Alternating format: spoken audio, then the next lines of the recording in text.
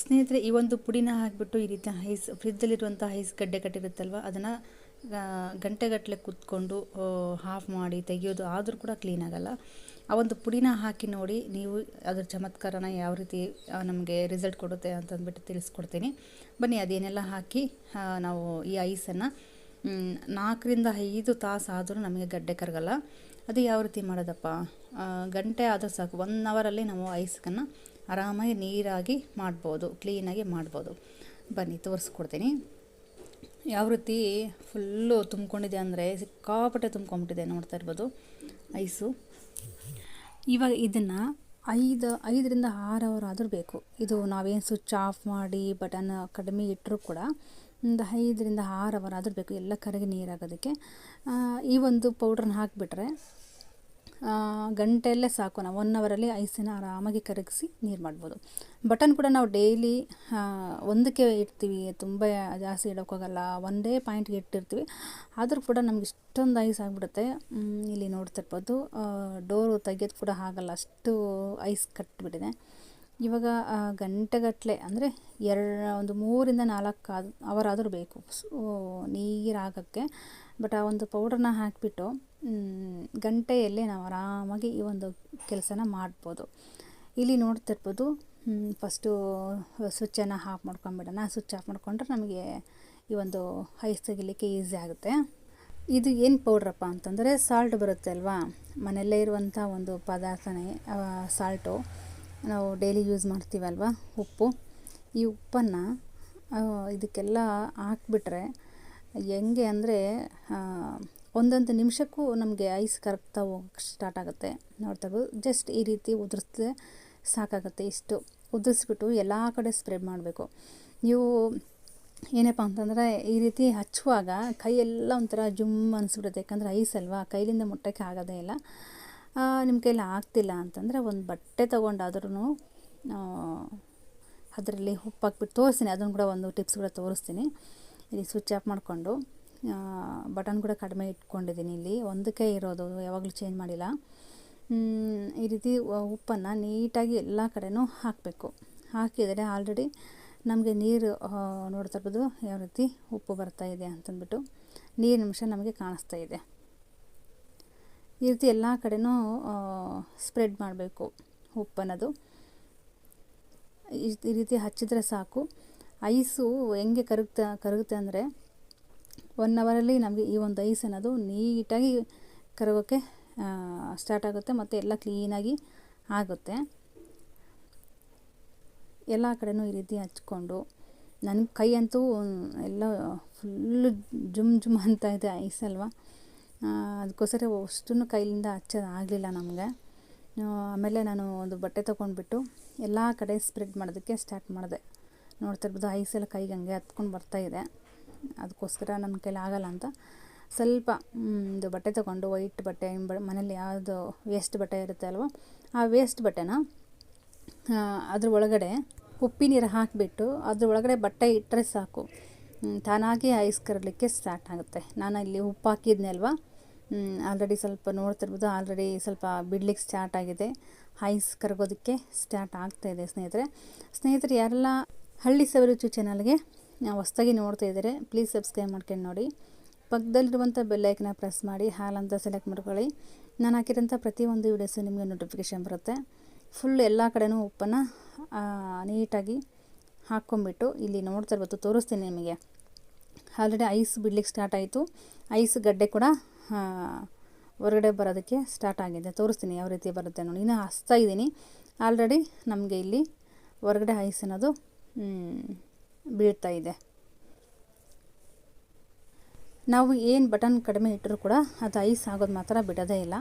ಅದಕ್ಕೋಸ್ಕರ ಇಲ್ಲಿ ಐಸು ಕರಗಬೇಕು ಅಂದರೆ ಈ ರೀತಿ ಆದಾಗ ಇಲ್ಲಿ ನೋಡ್ತಾ ಇರ್ಬೋದು, ಏನೇ ಒಂದು ಪಾತ್ರೆ ಇಡೋದಕ್ಕೂ ಆಗಲ್ಲ, ಬಾಟ್ಲ್ ಇಡೋಕ್ಕೂ ಆಗಲ್ಲ, ಅದರಲ್ಲಿ ಆ ಥರ ಐಸ್ ತುಂಬ್ಕೊಂಡ್ಬಿಟ್ರೆ ಕಷ್ಟ ಆಗಿಬಿಡುತ್ತೆ. ಇಲ್ಲಿ ಐಸ್ ನೋಡ್ತಾ ಇರ್ಬೋದು ಬೀಳೋದಕ್ಕೆ ಸ್ಟಾರ್ಟ್ ಆಗಿದೆ. ಈ ರೀತಿ ಇದು ಇನ್ನೂ ಬೀಳೋಕ್ಕೆ ಇನ್ನು ನೀರು ಆಗ್ತಾಯಿದೆ, ಬಟ್ ಬೀಳ್ತಿಲ್ಲ ಅಷ್ಟೇ. ಬೀಳುತ್ತೆ, ಆರಾಮಾಗಿ ಬೀಳುತ್ತೆ. ನೋಡ್ತಾ ಇರ್ಬೋದು ಎಷ್ಟು ಸ್ವಲ್ಪ ಕಡಿಮೆ ಆಯಿತು, ನೋಡ್ತಾ ಇರ್ಬೋದು ಹೆಂಗೆ ಇತ್ತು ಫಸ್ಟು, ಆ ರೀತಿ ಕಡಿಮೆ ಆಯಿತು. ಇದು ಆಲ್ರೆಡಿ ಐಸು ಯಾವ ರೀತಿ ಬಂತು ನೋಡಿ. ಈ ರೀತಿ ನಮಗೆ ಬರಲಿಕ್ಕೆ ಸ್ಟಾರ್ಟ್ ಆಗುತ್ತೆ. ನಾವು ಇನ್ನೂ ಹೇಳ್ಬೇಕಂದ್ರೆ ಸಾಲ್ಟ್ ಅಷ್ಟೊಂದು ಎಲ್ಲ ಕಡೆ ಸ್ಪ್ರೆಡ್ ಮಾಡಿಲ್ಲ. ಸ್ವಲ್ಪ ಎಲ್ಲೆಲ್ಲಿ ಕೈ ಸಾಧ್ಯನೋ ಅಷ್ಟನ್ನು ಸ್ಪ್ರೆಡ್ ಮಾಡ್ಕೊಂಡಿದ್ದೀನಿ ಅಷ್ಟೇ. ನಿಮಗೇನಾದ್ರೂ ಇಲ್ಲ ಆಗ್ತಿಲ್ಲ ಅಂತಂದರೆ ಈ ರೀತಿ ಬಟ್ಟೆಯಲ್ಲಿ ಸ್ವಲ್ಪ ತ್ಯಾವ ಮಾಡಿಕೊಂಡು ಈ ಉಪ್ಪಿನ ನೀರು ಇದ್ರ ಮೇಲೆ ಉಪ್ಪು ಹಾಕಬೇಕು. ಉಪ್ಪು ಹಾಕ್ಬಿಟ್ಟು ಸ್ವಲ್ಪ ಲೈಟಾಗಿ ಅದ್ರ ಒಳಗಡೆ ಇಟ್ಬಿಟ್ರೆ ಐಸ್ ಒಳಗಡೆ ಇಲ್ಲಿ ನೋಡ್ತಾ ಇರ್ಬೋದು, ಈ ರೀತಿ ತ್ಯಾವ ಮಾಡಿ ಉಪ್ಪು ಹಾಕೋದ್ರಿಂದ ಉಪ್ಪು ಹಿಡಿಯುತ್ತೆ ಅನ್ನೋ ಕಾರಣಕ್ಕೆ ನಾನಿಲ್ಲಿ ಸ್ವಲ್ಪ ಬಟ್ಟೆನ ತ್ಯಾವ ಮಾಡ್ಕೊಂಡಿದ್ದೀನಿ ಅಷ್ಟೇ. ಈ ರೀತಿ ವೇಸ್ಟ್ ಬಟ್ಟೆಯಿಂದ ನಾವು ಫ್ರಿಜ್ ಐಸನ್ನು ಆರಾಮಾಗಿ ತೆಗಿಬೋದು.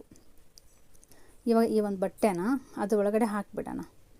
ಇದ್ರ ಒಳಗಡೆ ಹಾಕಿದರೆ ಇನ್ನೂ ಎಲ್ಲ ಕ್ಲೀನಾಗಿ ಐಸ್ ಅನ್ನೋದು ಬಿಡುತ್ತೆ. ಈ ರೀತಿ ಮೊದಲೇ ಮಾಡಿದರೆ ಇನ್ನೂ ಬೇಗ ಆಗ್ತಿತ್ತು ಫಸ್ಟ್ ಕೆಲಸ. ಬಟ್ ಕೈಲಿಂದ ನಾನು ಮಾಡ್ಬೋದು ಮತ್ತು ಬಟ್ಟೆ ಇಂದ ಕೂಡ ನಾವು ಮಾಡ್ಬೋದು ಈ ಒಂದು ಐಸ್ ತೆಗೆಯುವ ಕೆಲಸನ ಆರಾಮಾಗಿ. ಈ ರೀತಿ ಮಾಡಿ ಸ್ವಲ್ಪ ಹೊತ್ತು ಬಿಟ್ಬಿಡೋಣ. ಬಿಟ್ಬಿಟ್ರೆ ಐಸ್ ಎಲ್ಲ ಉದುರೋಕ್ಕೆ ಸ್ಟಾರ್ಟ್ ಆಗಿಬಿಡುತ್ತೆ. ಇವಾಗ ನೋಡ್ತಿರ್ಬೋದು, ಆಲ್ರೆಡಿ ನೋಡ್ತಾ ಇರ್ಬೋದು ಯಾವ ರೀತಿ ಉದುರೋಕ್ಕೆ ಸ್ಟಾರ್ಟ್ ಆಯಿತು ಅಂತ.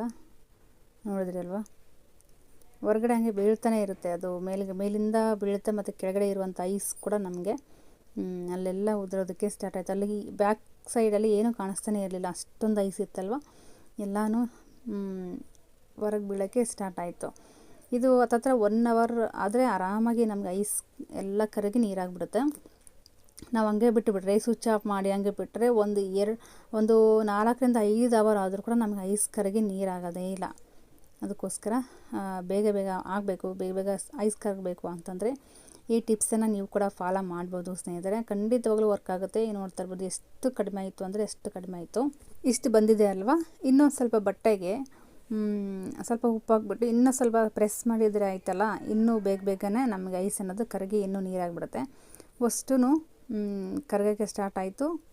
ಈ ಟಿಪ್ಸ್ ಕೂಡ ನೀವು ಕೂಡ ಫಾಲೋ ಮಾಡಿ. 100% ಫ್ರಿಜ್ಜಲ್ಲಿರುವಂಥ ಐಸನ್ನು ನಾವು ಆರಾಮಾಗಿ ನಾವು ಕ್ಲೀನ್ ಮಾಡ್ಕೋಬೋದು. ಯಾಕಂತಂದರೆ ಆ ರೀತಿ ಐಸ್ ಹಾಕಿಬಿಟ್ರೆ ಯಾವುದೇ ರೀತಿ ಒಂದು ಸಾಮಾನು ಫ್ರಿಜ್ಜಲ್ಲಿರುವಂಥ ಐಟಮ್ಸ್ಗಳು ಇಡೋಕ್ಕೆ ಆಗಲ್ಲ. ಫುಲ್ ಐಸ್ ತುಂಬ್ಕೊಂಡ್ಬಿಟ್ಟಿರುತ್ತೆ, ಅದರಲ್ಲಿ ಜಾಗನೂ ಇರಲ್ಲ, ಏನೂ ಇರಲ್ಲ. ಅದಕ್ಕೋಸ್ಕರ ನಾವು ಈ ರೀತಿ ಮಾಡೋದ್ರಿಂದ ಆರಾಮಾಗಿ ನೀವು ಐಸನ್ನು ಕರಗಿಸ್ಲಿಕ್ಕೆ ತುಂಬ ಈಸಿಯಾಗಿರುವಂಥ ಟಿಪ್ಸ್ ಅಂತಲೇ ಹೇಳ್ಬೋದು. ಇನ್ನೊಂದು ಟಿಪ್ಸ್ ಹೇಳ್ತೀನಿ. ಈ ಥರ ಬಟ್ಟೆ ಹಾಕೋದಕ್ಕಿಂತ ಬಾಟ್ಲಿಗೆ ನೀವು ಪ್ರೆಸ್ ಮಾಡೋ ಒಂದು ಬಾಟ್ಲಿ ಇದ್ದೇ ಇರುತ್ತೆ ಅಲ್ವಾ. ಎಲ್ಲರ ಮನೆಯಲ್ಲಿ ಗ್ಲಾಸ್ಗಳಿಗೆಲ್ಲ ವಾಟರ್ ಹಾಕಿ ಕ್ಲೀನ್ ಮಾಡೋಂಥ ಒಂದು ಬಾಟ್ಲಿ ಇರುತ್ತೆ ಅಲ್ವ. ಅದರೊಳಗಡೆ ನೀವು ಸಾಲ್ಟ್ ನೀರು ಅಂದರೆ ಉಪ್ಪು ನೀರು ಮಿಕ್ಸ್ ಮಾಡಿಕೊಂಡು ಸ್ವಲ್ಪ ಚಿಮ್ಕಿಸಿದ್ರೆ ಸಾಕು, ಅದು ಕೂಡ ಬೀಳೋಕ್ಕೆ ಸ್ಟಾರ್ಟ್ ಆಗಿಬಿಡುತ್ತೆ. ಈ ರೀತಿ ಎಲ್ಲ ಕಡೆ ಹಚ್ಚಬೇಕು ಅಷ್ಟೇ, ತಿಕ್ಕಕ್ಕೆ ಹೋಗಬಾರ್ದು.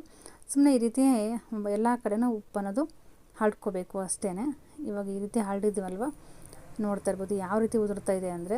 ನಾನು ಉದುರೋದನ್ನು ಅಷ್ಟೇ ತೆಗಿತಾ ಇರೋದು, ಫೋರ್ಸ್ ಮಾಡಿ ಯಾವುದೋ ತೆಗಿತಾ ಇಲ್ಲ. ತೆಗೆದ್ರೂ ಕೂಡ ಬರಲ್ಲ ಅದು. ಯಾವ ರೀತಿ ಕ್ಲೀನ್ ಆಯಿತು ನೋಡ್ತಾ ಇರ್ಬೋದು. ಇದು ಕೂಡ ನಮಗೆ ಇಲ್ಲಿ ಐಸು ಬಿಟ್ಕೊಂತು ಬಟ್ಟೆಯಿಂದ ಈ ರೀತಿ ಪ್ರೆಸ್ ಮಾಡಿದ್ವಲ್ವ ಸಾಲ್ಟ್ ಅನ್ನೋದು, ಈ ರೀತಿ ಎಲ್ಲ ಐಸು ನಮಗೆ ಬೀಳೋಕ್ಕೆ ಸ್ಟಾರ್ಟ್ ಆಯಿತು.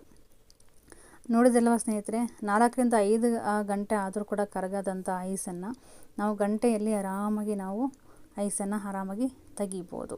ನೋಡ್ತಾ ಇರ್ಬೋದು ಯಾವ ರೀತಿ ಬರ್ತಾಯಿದೆ ಅಂತಂದ್ಬಿಟ್ಟು. ನಮಗೆ ಏನು ಅನ್ನಿಸ್ತಾ ಅಂತಂದು ಕಮೆಂಟ್ ಮೂಲಕ ತಿಳಿಸಿ. ನಿಮ್ಮ ಒಂದು ಅನಿಸಿಕೆ ಅಭಿಪ್ರಾಯಗಳನ್ನು ತಿಳಿಸಿ ಸ್ನೇಹಿತರೆ. ನೋಡ್ತಾ ಇರ್ಬೋದು ಯಾವ ರೀತಿ ನೀರಾಗಿ ನಮಗೆ ಬರ್ತಾಯಿದೆ ಅಂತಂದ್ಬಿಟ್ಟು.